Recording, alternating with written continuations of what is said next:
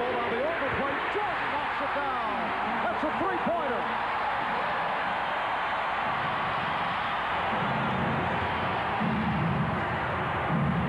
This time the Knicks did get it up court very nicely, but Mason was bottled up and is fortunate the ball was knocked out by the ball. Well, Jordan had just made a jump shot from 17 feet when Starks goes to the gamble on the steal and misses. Michael feels, well, let me see if I really do have my stroke this afternoon, and you know what? Looks like he does. Chicago was able to succeed with a host of open perimeter shots sparked by the likes of John Paxson and B.J. Armstrong. We asked Pat Riley what adjustments will the Knicks make for this afternoon.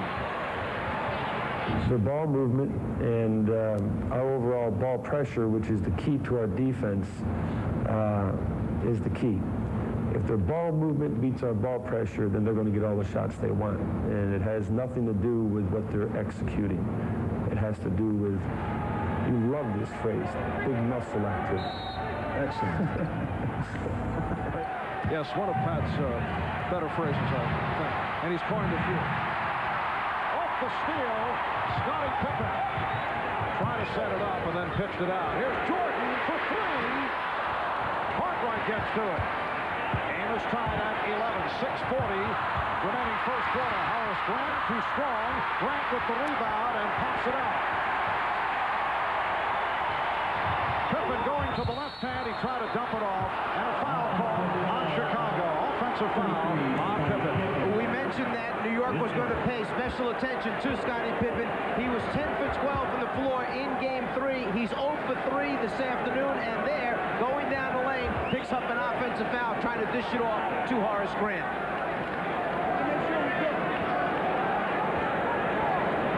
The Bulls will stay to the pressure here as Anthony Mason gets set to inbound. If you're Phil Jackson, you may have had a little bit of concern with the way New York came out, wondering whether or not your team understood just how strong New York was not going to try to be today. You hope to hold them off and come back with a little rush of your own. They did that. They settled back down. I'm sure he feels much better now. Mason. Anthony Mason, who has the good touch from the baseline, has given the Knicks a 13-11 lead. Starks brushed off on the pick, allowing the open shot for Jordan. Here comes Starks. Armstrong back. John Starks. And it's handled by Jordan. Pippen. Nice play. Grant finished it off. So Jordan missed the first shot. His man Starks ran out. B.J. Armstrong coming for him in the backcourt. Starks misses, but Jordan gets the rebound and then kicks it up court to get a transition score for his teammates. Ewing, yes, and it counts. The Knicks lead 15-13, and Ewing will go to the foul line. A 2-on-1 situation. Pippen takes the defensive player Ewing to him, and then at the right time makes the right pass. In the low post, Cartwright, the only guy that Chicago feels can play Ewing straight up. That time called for a little too much hands-on action. So that is number 2 for Bill Cartwright. Patrick Ewing so consistent during this series. He's now 2 of 3 from the line. Even with the Knicks' poor play on Saturday, Ewing 7 for 13, 21 points, but really did not hurt the Bulls. At times forced out of position by Cartwright, and the game was put out of sight in the third quarter. Pippen on a pull-up. And again, it's Grant able to keep it alive. Jordan. Yes. Michael Jordan off to a good start, showing signs he has 8 points. I'm surprised that with 2 quick fouls here on Bill Cartwright, Phil Jackson remains with him on the floor, has not gone to a substitution, either Scott Williams or Will Perdue. I don't know if they can afford to have him get his third here in the first quarter. Charles Oakley laying it home to give the Knicks a 2-point lead. Scottie Pippen has opened up 0 for 4. Coming off the 10 of 12 in Game 3. Jordan.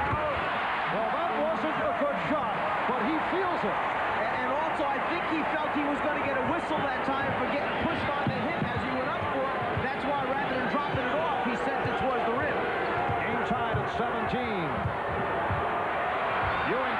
his mind and threw it away, but it may have been deflected. Yes, it will be Nick Ball. Jordan's trying to get to the middle of the floor. There, I think he felt a little shove at the last second, knocked him back. He turns and looks at the official as if to say, isn't there any call coming? But I think he'll settle just for the basket in that case. Michael is 4 of 8. He has 10 points. The Knicks and the Bulls are tied at 17. Starks. 4 minutes remaining in this opening quarter. Marv Albert, Mike Fratello, Amon Bershad, and Hannah Storm from Chicago. Game 4 of the best of 7. Knicks trying to take a 3-1 lead. The Bulls hoping to tie the series at 2. Armstrong for Cartwright. And again it's Grant. Horace Grant owns the offensive backboard. The Bulls 19, the Knicks 17.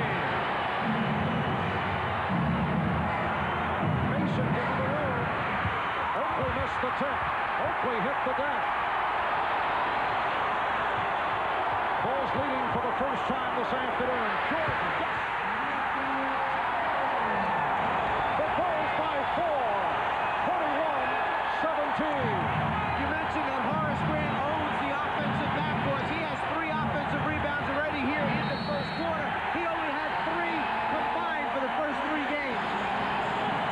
A timeout called by the Knicks with 3:05 remaining first quarter. The Bulls with a 4-point lead. Horace Grant with 1 of those offensive rebounds. Horace also 3 out of 4 from the field. And how about Michael Jordan bouncing back from the 3 of 18. He's hit 5 of 9. He has 12, and he is on fire.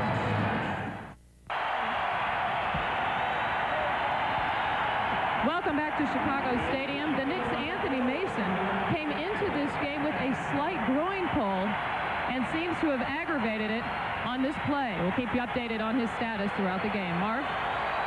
All right, Hannah, and this crowd urging the Bulls on. They have a 21-17 lead, a 20-10 run after the Knicks led 7-1 right at the start. They go right to Ewing, and he gets the roll. Will Perdue has come on for Bill Cartwright.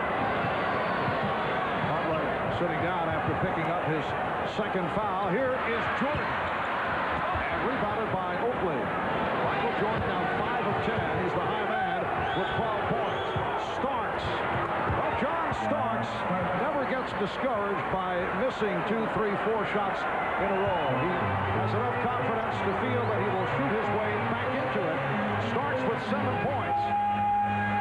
And the game is tied at 21. Horace Grant has hit 4 out of 5. He has 8. Bulls by 2. It will be Chicago ball. New York was so anxious to get the ball to Patrick Ewing on the quick transition post-up because he had caught Grant on his back rather than Will Perdue. They wanted to go to that mismatch quickly. Instead, the ball slips off his hands out of bounds. Scottie Pippen has been quiet to this point. Now Jordan posting up. Does not like the hand check from Starks. Oakley saved it, but it's recovered by Pippen. Pippen, open, goes for the shorter shot. And that is his first field goal.